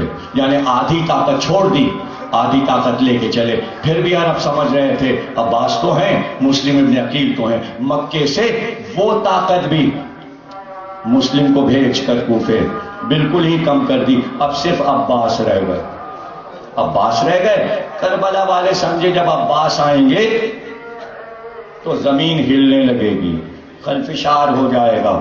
عباس کے ہی لیے تو لائے تھے ارزق پہلوان کے، بڑے بڑے پہلوانوں کو لے کر آئے تھے کہ جب عباس آئیں گے تو یہ بڑے سورما عباس کو گھیریں گے، لیکن حسین نے عباس کو بالکل لڑائی کے لیے مجبور کر دیا کہ کتنی کرنی ہے اور کتنی نہیں، بس اتنی شجاعت دکھانا تاکہ دنیا کو پتہ چل جائے علی کے بیٹے ہو، اور ذمہ داری بڑی یہ ہے کہ مشق بھر کے لانا ہے۔ حسین نے بتایا میں نے اپنی طاقتوں کو تقسیم کر دیا، اب دیکھو میں کیسے فتح پاتا ہوں۔ اب دیکھو میں کیسے فتح پاتا ہوں. اور تم یہ سمجھ رہے ہو، بھائی جملہ ضائع نہ ہو، تم یہ سمجھ رہے ہو کہ محمد، حنفیہ، عبداللہ ابن جعفر، مسلم ابن عقیل، اتنے جہاں دیدہ بڑے بڑے سورماؤں کو لے کر حسین آئے گا تو فتح پائے گا. تم نے میرے بچوں کی لڑائیاں کہاں دیکھی؟ تم نے میرے بچوں کو کہاں لڑتے دیکھا؟ حسین چاہتے تھے. دیکھیے منزل ایسی ہے کہ سمجھانا پڑ رہا ہے. جب بزرگ ہوتے ہیں تو بچے پیچھے ہٹ جاتے ہیں. کسی چیز کا مظاہرہ کرتے احتراماً کسی بھی چیز میں لے لیجئے، کوئی استاد سوزخانی کا آ جائے، کوئی نوا خان بڑا آ جائے تو جو چھوٹے چھوٹے پڑھنے والے ہیں وہ پیچھے ہٹ جاتے ہیں. اب یہ آ گئے، ان کے سامنے کیا فن کا مظاہرہ؟ نہیں سمجھے. حسین کو معلوم تھا میرے بچے لڑیں گے، کوئی ضرورت نہیں محمد حنفیہ، کوئی ضرورت نہیں. عبداللہ ابن جعفر اب اور محمد لڑیں گے. عبداللہ ابن جعفر کی جگہ اب مسلم کی جگہ ان کے بچے لڑیں گے. محمد حنفیہ کی جگہ قاسم و علی اکبر لڑیں گے. اور پھر دیکھنا شجاعت کیا ہے اور جان کسے کہتے ہیں. 14 ہی برس کے تو تھے قاسم، 14 برس کے، اور 14 پورے نہیں ہوئے تھے. اور تمام مقاتل یہ لکھتے ہیں چاند کا ٹکڑا سب اس پہ متفق ہیں، اتنا خوبصورت نہیں دیکھا گیا تھا کوئی شہزادہ. چاند کا ٹکڑا. اب شجاعت کا مظاہر، حسن مشتبہ کا بیٹا، علی کا پوتا. اب دیکھیے صفین میں علی جب میدان جنگ میں گئے تو ایک کرتا پہن کے گئے. مالک اشتر نے کہا زرہ پہن لیجئے، زخم آ جائے گا. کہا علی اس دن کے لیے زندہ نہ رہے، جب اس کے اوپر وار ہو جائے. آج تک میدان جنگ میں کوئی سامنے سے علی پہ وار نہیں کر سکا. مالک پہلی بار تو آئے تھے علی کے ساتھ یمن سے، پرانی لڑائیوں تو دیکھی نہیں تھی، اصول سے واقف نہیں تھے. کب پشت پہ اگر کوئی وار پڑ گیا کہ جیسے علی سامنے دیکھتا ہے ویسے پیچھے دیکھتا ہے، نہ سامنے سے کوئی آ سکتا ہے نہ پیچھے سے. کسی ایک کرتے میں جنگ کروں گا. بات تو جب تھی کہ علی کی طرح تلوار چلائے، نہ تیروں سے ڈرے نہ نیزوں سے ڈرے، تو حسین نے قاسم کو زرہ نہیں پہنائی. یہ ہے شجاعت کی وہ منزل. ایک کرتا پہنایا، چونکہ دولہا بنا دیا تھا. زرہ پہناتے تو دولہا کا لباس چھپ جاتا. ایک ایک لفظ قیمتی ہے میرا، آخر تک مصائب میں ایک ایک لفظ ریسرچ کا ہے. 3 جلدیں قاسم پر لکھ چکا ہوں، شہزادے پر 3 جلدیں موجود ہیں. پہلی جلد، دوسری جلد میں شادی ہے، تیسری میں مہنگی ہے، پہلی میں سامان حیات ہے. ایک ایک لفظ کا میں ذمہ دار ہوں. لوگوں نے شہزادے قاسم کو ابھی سمجھا نہیں، اور حالات بیان کرنے میں لوگ کنجوسی کرتے ہیں. میں آپ کو سناتا ہوں. ابھی تو 14 برس کے ہیں، اس سے بھی چھوٹے تھے. مدینے میں ایک باغ میں کھیل رہے تھے. 5-6 بڑے بڑے اپنے دور کے عالم آ گئے اور انہوں نے آتے ہی کہا یہ آپ کے خاندان کا کیا دعویٰ ہے کہ آپ لوگ ہر جگہ موجود ہوتے ہیں؟ تو تم لوگوں کو شک کیوں ہے؟ کہ عقل میں نہیں آتی کہ علی 40 جگہ کیسے تھے. ایک بار قاسم نے کہا آگے دیکھو. اب جو دیکھا تو دور تک قاسم قاسم قاسم. تو دائیں دیکھو قاسم قاسم قاسم. تو بائیں دیکھو قاسم قاسم. اب پیچھے دیکھو قاسم. تو اوپر دیکھو قاسم قاسم قاسم قاسم. نہیں سمجھے؟ بیٹھے رہ گئے. دوسری دل میں بھی پڑھنا. چاروں طرف میلوں تک قاسم قاسم قاسم قاسم کا اس طرح علی ہر جگہ پہنچتے ہیں. جس نے یا علی کہا وہاں بھی، یہاں بھی، یہاں بھی، یہاں بھی. میں ان کا پوتا دلیل دے دادا کے لیے. آپ یہ کہتے ہیں جہاں بھی دعا کرو رزق مل جاتا ہے. یہ کیسے ہو جاتا ہے؟ آپ کے وسیلے سے رزق کیسے ملتا ہے؟ کیا دیکھو ابھی ملتا ہے. کیا کھانا ہے؟ کیا کھانا ہے؟ کہ تازہ کھجوریں، فصل نہیں ہے۔ کہ دیکھو درخت کی طرف، کھجوریں برسنے لگے۔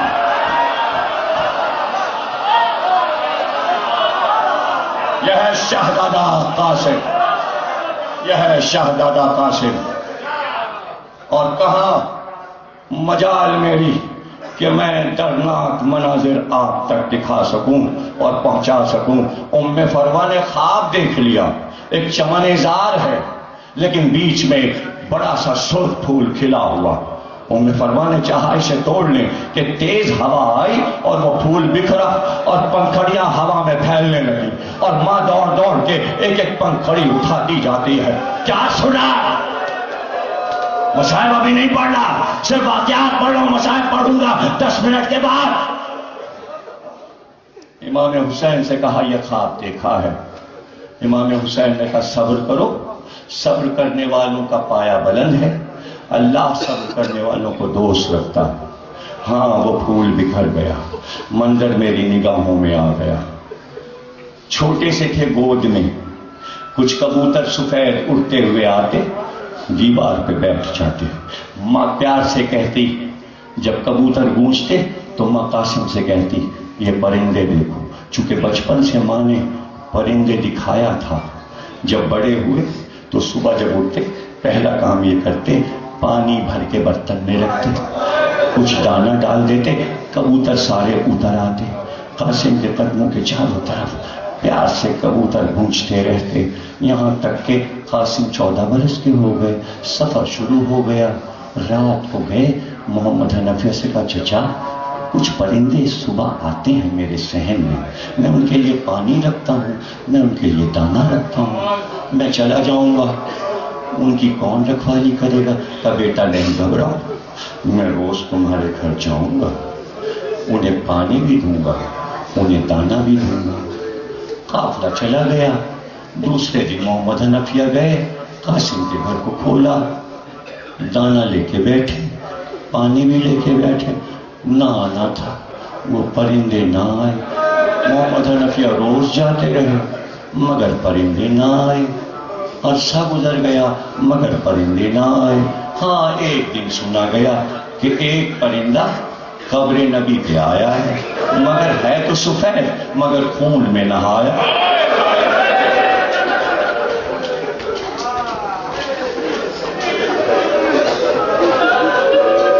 تم سلامت رہو۔ 6 محرم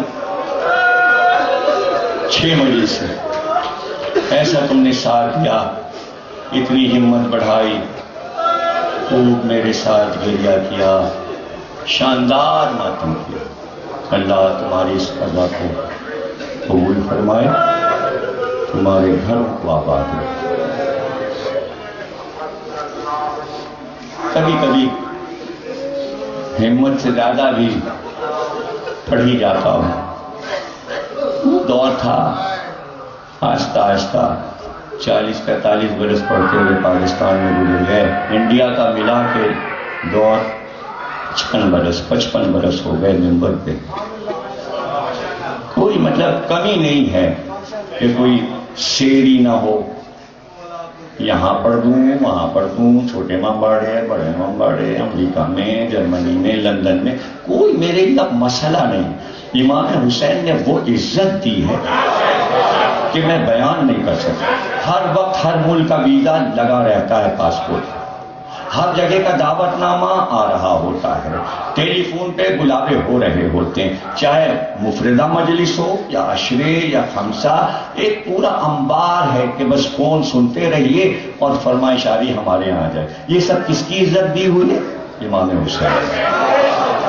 دیکھیں جو خدمت کرے گا اسے بہت کچھ ملے گا۔ مجھے یقین ہے، میں نے خدمت کی ہے، مجھے بہت کچھ ملا ہے، میرے پاس کسی چیز کی کمی نہیں ہے، نہ حافظے کی، نہ دماغ کی، نہ زبان کی، نہ اشاروں کی، نہ علم کی، نہ کتابوں کی، نہ دولت کی، نہ پیسے کی، نہ دوستوں کی، نہ عزاداروں کی، نہ مجموعوں کی، کسی چیز کی کمی نہیں ہے. سب شہزادی فاطمہ زہرا نے دے دیا ہے. سب کے پاس آشکارا ہے، آفتاب کی طرح روشن ہے. بس ایک دعا کرو، جب تک زندہ رہو اسی طرح پڑھتا رہو. بس ایک دعا کرو. شہزادہ قاسم رخصت ہوئے اور میدان جنگ میں آئے. آ کر رجس پڑھا، اور رجس پڑھنے سے پہلے رک رہا ہوں، ایک ایک چیز روک کے سمجھاؤں گا. یہ شعار ہے آل محمد کا کہ جو خراب نسل کا ہو اس کی نشاندہی کریں. یہ نہیں کریں گے تو کون کرے گا؟ یہ نہیں کریں گے تو کون کرے گا؟ کربلا میں 5 مقامات ایسے ہیں کہ 5 ہستیوں نے ایک لفظ استعمال کیا ہے. سب سے پہلا قاسم کا بتا رہا ہوں. میدان میں پہنچتے ہی دیکھا عمر سعد سونے کی چھتری کے نیچے ہے اور چاروں طرف مشقیں لیے ہوئے، ہاتھ میں جام لیے ہوئے، پانی کے کھڑے ہوئے ہیں، اور عمر سعد سائے میں ہے. پہنچتے ہی ایک بات للکارا، او پسرے سعد، او پسرے سعد، ارے او ولد الزنا، تجھے شرم نہیں آتی؟ میرا چچا تھوت میں ہے اور تو سائے میں ہے. میں نے لکھ دیا ہے کتاب میں، سارے مقاتل میں لکھا ہوا. اس کے آگے جن لوگوں نے کہا، ہرملا کو امام حسین نے کہا، یزید کو جناب زینب نے کہا، سید سجاد نے یہ کلمہ کہا، عبداللہ ابن حسن جو امام حسین کی گود میں شہید ہوئے انہوں نے اس کلمے کو کہا. یہ ضروری تھا بتانا تاکہ قیامت تک پاکیزہ نسلوں کا اور گندی نسلوں کا فرق پتہ چلے. اور پھر وہ وقت آیا کہ بعد قاسم نے تلوار نکالی اور یہ کہا کہ سنو، ایک ایک نہیں، سارے لشکر مل کر آئے. کہ تم بڑے طاقتور ہو، سارے لشکر مل کر آئے. آگے کی پلٹنیں بڑھی، حسن کے بیٹے کی تلوار چلی. اب جو تلوار چلی تو کبھی ادھر آتی تلوار اور کبھی ادھر جاتی تلوار. ایک بات بھی قاسم نے سپر نہیں لی، تلوار چلاتے ہوئے بڑھتے گئے یہاں تک کہ عمر سعد کے لشکر کو پیچھے ڈھکیل دیا اور پھر جہاں کھڑے تھے وہیں واپس آئے. بھیجو اگر کوئی بہادر ہے. جو آگے کی صف میں تھے اور جن کی لاشیں گری تھی خوف زدہ ہو کر پیچھے ہٹ گئے. اب کوئی آگے نہیں بڑھتا. دوڑ کر کسی نے بڑے بڑے پہلوانوں کو اطلاع کی، کیا پریشانی ہے؟ پسرے سعد نے کہا ارزق کو بلاؤ، ارزق شانی کو بلاؤ. اس نے کہا کیا عباس آئے ہیں؟ اس کو معلوم تھا کہ جب عباس آئیں گے مجھے بلایا جائے گا. سردار بلا رہا ہے. پہنچا، کہا کیا بات ہے؟ کہا وہ ایک لڑکا ہے 14 سال کا، اسے جا کے قتل کرو، اس کا سر کاٹ کے لاؤ. کہا تو میرا نام بٹھانا چاہتا ہے؟ میں بڑی بڑی لڑائیاں لڑا ہوا ہوں، اتنا نامور پہلوان ہوں، میں ایک بچے سے لڑ کر اپنا نام و نشان مٹا دوں؟ جب عباس آئیں گے تو دیکھا جائے گا. سارے اس بچے نے سارے لشکر کو ہلا دیا ہے. تو کیا سمجھ رہا یہ بچہ ہے؟ خود پسرے سعد نے کہا یہ ہاشمی جوان ہے، تجھے اس کی تلوار کا لوہا نہیں معلوم اور اس کی طاقت کا اندازہ نہیں ہے. کہ دیکھ تم مجھے بدنامی کی راہ پر مت لے جا. میرے 4 بیٹے ہیں، اس میں سے ایک بیٹا جائے گا اس کا سر کاٹ کے لائے گا. 4 بیٹوں کو ارزق نے بلایا اور بڑے بیٹے سے کہا جا اور جا کر اس کا سر کاٹ لا تاکہ پسرے سعد سے تجھ کو انعام ملے. وہ آیا، قاسم نے اس کی طرف دیکھا اور پھر لشکر کی طرف دیکھا، پھر لشکر کی طرف دیکھا. یہ پہلا وار نہیں کرتے، اس نے آتے ہی نیزے کا وار کیا. قاسم نے تلوار اٹھائی، نیزے کو آدھا کاٹ دیا. جب اس کا نیزہ کٹا تو اس نے تلوار نکالی. جب اس نے تلوار نکالی قاسم نے 2-3 بار اپنے گھوڑے کو کعبہ دیا اور پھر سامنے آتے تھے, کعبہ دیتے اور پھر سامنے آتے. ایک بار اس نے وار کیا, جب وار کیا قاسم کا گھوڑا ہٹا. جیسے ہی گھوڑا ہٹا ایک بار آگے بڑھ کر قاسم نے دیکھا اس کے بڑے بال کھوج سے نکلے ہوئے. آگے بڑھ کر کلائی میں اس کے بالوں کو پکڑا, گھوڑے سے اٹھایا.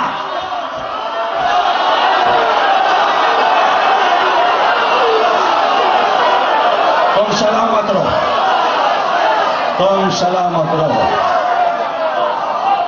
ابھی فضا میں تھا کہ آگے گھوڑے کو دوڑا کر قاسم نے اس کے بیچ سے دو آدھائے. ارزق کا پہلا بیٹا مارا گیا, آنکھیں اندھیر ہوئی. فوراً دوسرے بیٹے سے کہا اب تو جا. جب وہ آیا قاسم نے کہا تو بھی اپنے بھائی کے پاس جانا چاہتا ہے. اس نے آتے ہی نیزے کا وار کیا. بھائی میری طرف دیکھنا, اس نے نیزے کا وار کیا. قاسم نے اس کے نیزے کی آنی کو انگلی میں ایسے نیزے کی آنی کو لے کر اور دونوں انگلیوں کو بند کیا اور اس کے بعد گھمانا شروع کیا. جیسے جیسے گھمایا ایک بار گھوڑے سے گرا دیا. کلائی موڑ کے قاسم نے بتایا علی نے خیبر کا دار.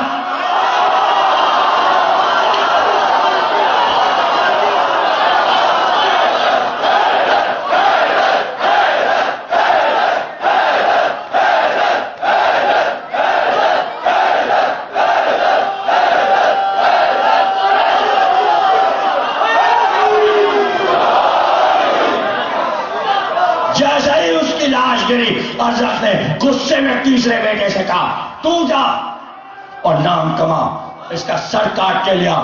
تیسرا آیا, پرچم لیے ہوئے آیا, غرے میں آیا, غرور میں آیا. قاسم نے پرچم دیکھا, پرچم کو دیکھا اور ایک بار کہا اسی جال میں مچھلی پھنسے گی.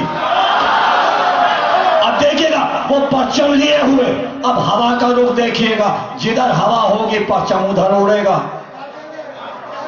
جدھر رخ ہوگا پرچم ادھر مڑے گا. قاسم نے ہوا کی رخ پہ اپنے گھوڑے کو کعبے پہ لگایا.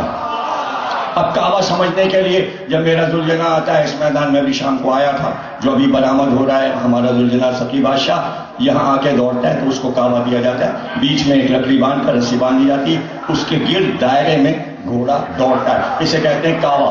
جب دائرے میں دوڑے گا تو کعبہ. قاسم نے جس رخ ہوا تھی اس رخ پہ گھوڑے کو کعبہ دینا شروع کیا. اب تعاقب میں وہ بھی تعاقب میں قاسم کے پیچھے گھوڑے کو کعبے میں دیے ہوئے تو علم سیدھے جانے اڑ رہا ہے ہوا کے رخ پہ. ایک بار قاسم نے دائرہ بناتے بناتے گھوڑے کو ایک دم الٹا کیا اور دوسرے رخ پر, اب جو دوسرے رخ پہ کیا تو اس کا جو پرچم تھا وہ اس سے لپٹنے لگا. جیسے جیسے لپٹا ایک بار قاسم نے وار کیا, طول کا وار, آدھا ادھر آدھا. اب چوتھا بیٹا چلا, چوتھا بیٹا آیا اور قاسم کے مقابل آیا, رجس پڑا. غور کیجئے گا, چوتھے نے غصے میں 3 بھائیوں کی موت پر آ کر بے ادبی کی, یعنی زبان سے کچھ ایسے کلمات کہے جو نبی اور علی کے شان کے خلاف تھے. قاسم کو جلال آیا, جلال آیا کہ زبان سے کیا بکتا ہے. ہتھیار اٹھا, اس نے تلوار اٹھائی, وار نہیں پڑا. اس نے نیزہ اٹھایا, نیزے کے جواب میں میری طرف دیکھنا, اس نے کیا کہا تھا, دہن سے کچھ کہا تھا. قاسم نے نیزے کا وار کیا, قاسم کا نیزہ اس کے دہن کے اندر گیا. سن لو, پھر نعرہ لگانا, دہن کے اندر گیا. جب نیزے کو کھینچا تو زبان کٹی ہوئی.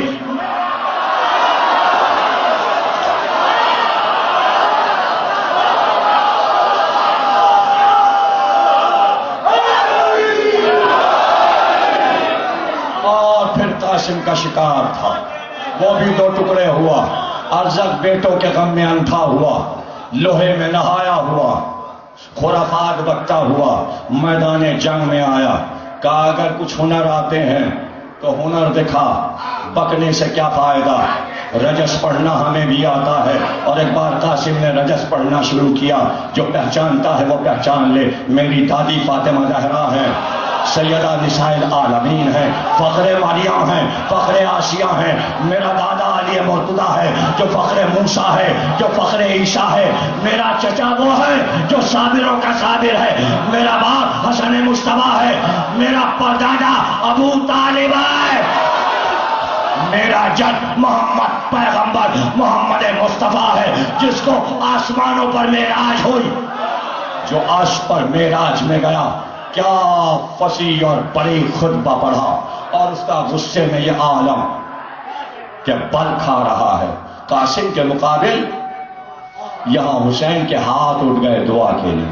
ہاں قاسم نہ رہیں گے پروردگار، لیکن میں چاہتا ہوں کہ یہ نامور پہلوان ہے، میرا قاسم فتح پائے. قاسم کی لڑائی عباس بھی دیکھ رہے تھے، علی اکبر بھی دیکھ رہے تھے، اور عباس کا جوش میں یہ عالم کہ بار بار گھوڑے کو بڑھا کر قریب آتے. اور جب حسین بڑھتے تھے تو قاسم سلام کر کے کہتے، چچا آپ وہیں رہیے، زحمت نہ کیجیے. کبھی عباس سے کہتے مسکرا کر، چچا آپ نے لڑائی دیکھی. کبھی بھائی علی اکبر سے داد لیتے. ہاں قاسم کو داد دینے والے عباس جیسے شجاع، علی اکبر جیسے بہادر، حسین جیسا شجاع. مگر جب حسین لڑے تو دائیں بائیں پکارتے تھے، قاسم ہماری لڑائی کوئی نہیں دیکھ رہا. علی اکبر اللہ اکبر. آج تک مقابلہ آیا، اس نے تلوار کا وار کیا، نیزے کا وار کیا، اس نے بھالے کا وار کیا، اس نے گرز کا وار کیا. ہر وار کو قاسم نے تلوار سے کاٹ دیا. اور ایک بار قاسم نے کہا، اتنا بڑا پہلوان ہے تو، اتنا بڑا پہلوان ہے، اور تیرے رکاب کا ٹنگ کھلا ہوا ہے. تن تو کھلا ہوا تھا، اب جو جھک کر دیکھا وہ جھکنا تھا ارزق کا کہ قاسم کی تلوار چلی اور دو ٹکڑے ہو کر ارزق گر گیا. قاسم فتح یاب ہوئے. قاسم نے لڑائی کا ہر اصول بتایا، سمجھایا. میدان جنگ میں ایک طریقہ لڑائی کا یہ بھی ہے کہ ہوش و حواس قائم رہیں، یعنی سامنے والے کو یہ معلوم ہو کہ اگر آدمی سامنے کا یہ کہتے دیکھو وہ آ رہا ہے تو اس کے معنی کچا ہے لڑنے والا. ارے قاسم نے بتایا کہ تو اگر مرحب ہے تو میں علی ہوں. توجہ کیا؟ یعنی ہوش و حواس باقی نہیں تھے ارزق کے، اور قاسم آخر وقت تک ہوشیار تھے میدان جنگ میں. جب پسر سعد نے دیکھا کہ قاسم فتح پر فتح کرتے جاتے ہیں تو ان نیزے والوں کو بلایا جو خاص طور سے بلائے گئے تھے، اور ان کا طریقہ لڑائی کا یہ تھا کہ دور سے 1 میل سے دائرہ بناتے تھے، اور پھر دائرے سے سمٹتے جاتے دائرہ چھوٹا ہوتا جاتا، اور نیزے کیا رخ اس کی طرف ہوتا جسے مارنا ہوتا تھا. وہ بھالے والے، وہ برچھیوں والے قاسم کی طرف بڑھ رہے تھے. لیکن ایک بات بتا دوں کہ کسی بھی مجاہد کے لیے یہ نہیں ہوا، صرف 2 کے لیے ہوا، ایک قاسم اور ایک امام حسین. اور وہ کیا ہوا؟ عباس کے ساتھ ایسا نہیں ہوا، علی اکبر کے ساتھ نہیں ہوا. وہ کیا ہوا کہ چاروں طرف سے اتنے پتھر مارے جا رہے تھے، اتنے پتھر قاسم کو مارے جا رہے تھے. تلواریں اپنی جگہ، نیزے اپنی جگہ، پتھر مارے. اب بتاؤ 14 سال کا شاگرد، یہ ہوا ہے ظلم. چونکہ میدان کے فاتح تھے قاسم، تو غصہ بہت تھا لشکر یزید کو. تو کہتے ہیں جب قاسم کی پشت پہ نیزہ لگا اور گھوڑے سے گر گئے تو سواروں نے ایک دوسرے کو یہ حکم دیا کہ ادھر والے ادھر دوڑتے ہوئے آئے. آخر تک مسائل پڑھوں گا اور 5 منٹ لمحے رہ گئے کہ جب مہندی برآمد ہوگی. آپ نے بڑا ساتھ دیا، آپ کا بڑا شکریہ. جیسے جیسے یہ مجلسیں بڑھ رہی ہیں، وقت چونکہ مجلسوں کے ادھر سمٹ رہے ہیں تو مجلس آگے کو بڑھ رہی، چونکہ آج یہاں جلوس تھا، ماتم تھا، مجلس لیٹ شروع ہوئی، ورنہ ہم ختم کرتے ہیں 11 سے پہلے مجلس کو. لیکن اب شب عاشور تک ایسا ہی رہے گا کہ مجلسیں آگے بڑھتی رہیں گی. پہلی مجلس دیر میں، پھر دوسری جلوس بھی ہے، نیازیں بھی ہے، نظر بھی ہے، حاضری بھی ہے، اور عزاداروں کو پہنچنا بھی ہے. یہ ساری مجبوریاں آپ کو معلوم ہے ہر سال ہوتی ہیں. تقریر ختم ہو گئی اور چند لمحے رہ گئے. ادھر کے گھوڑے ادھر آئے، ادھر کے گھوڑے دوڑتے ہوئے ادھر جائیں. تاریخ نے لکھا کہ ہر شہید گھوڑے سے گرتے گرتے کہتا تھا آقا آپ پر آخری سلام. لیکن قاسم کے لیے سب نے یہ لکھا کہ ایک آواز برابر آ رہی تھی، وہ یہ تھی چچا بچائیے، چچا مجھے بچائیے.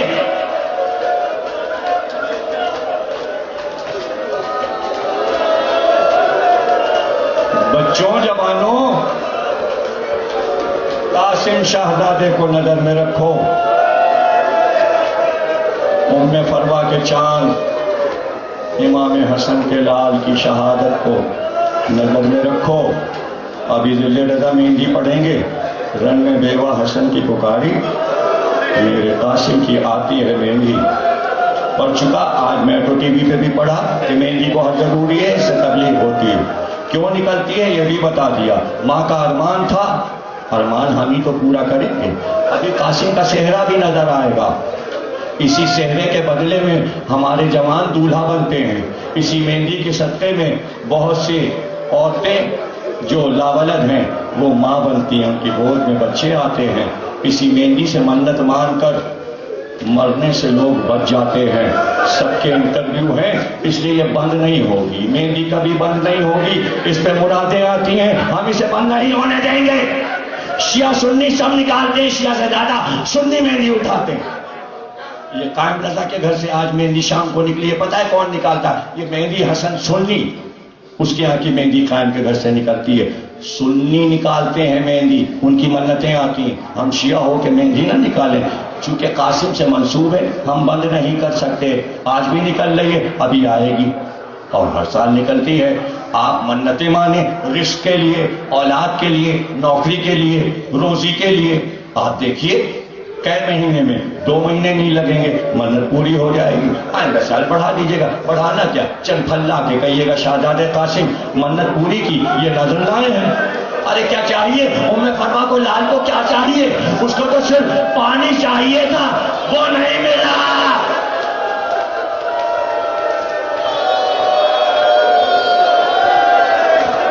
چند جملے رہ گئے، چند جملے رہ گئے. ہو گئی مجلس بڑا گریا، نورانی مجلس تم سلامت رہو، یہاں سے وہاں تک سب کے گھر آباد رہیں. ام فروا کا گھر تو اجڑ گیا، حسن کا گھر تو اجڑ گیا. ارے قاسم کے 7 بھائی اور مارے گئے، حسن کے 8 بیٹے کربلا میں مارے گئے، اس میں سے ایک قاسم. 8 بیٹے جس کے مارے جائیں، اس کا گھر کیسے آباد ہو سکتا ہے؟ اللہ اکبر، کیا گزر گئی شہزادی ام فروا پر. ایک بار حسین نے آواز سنی، میری طرف دیکھتے رہنا اور روتے رہنا. قاسم کی آواز سن کر کربلا میں پہلی بار حسین کو جلال آیا. جلال آیا، کسی کی شہادت پر اتنا جلال نہیں آیا تھا. جب یہ آواز سنی چچا بچائیے، تو جلال میں حسین اگر دیکھتے تھے تو عباس کی طرف دیکھتے تھے.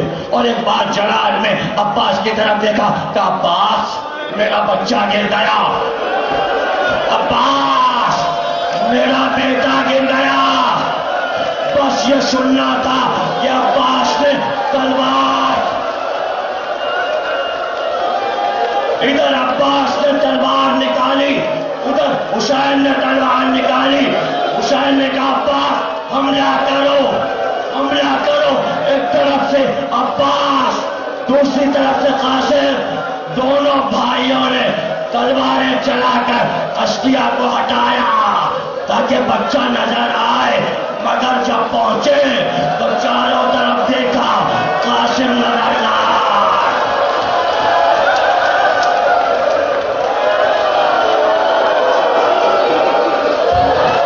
چادر اپنی آبا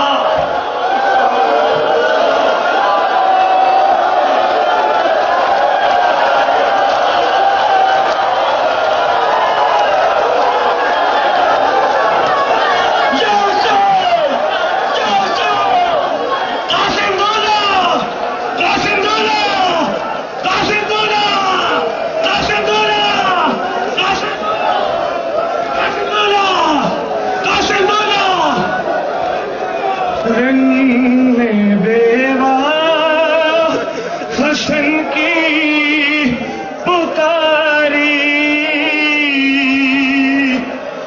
میرے قاسم کی آتی ہے مہندی، آج کے دن کے جاؤں میں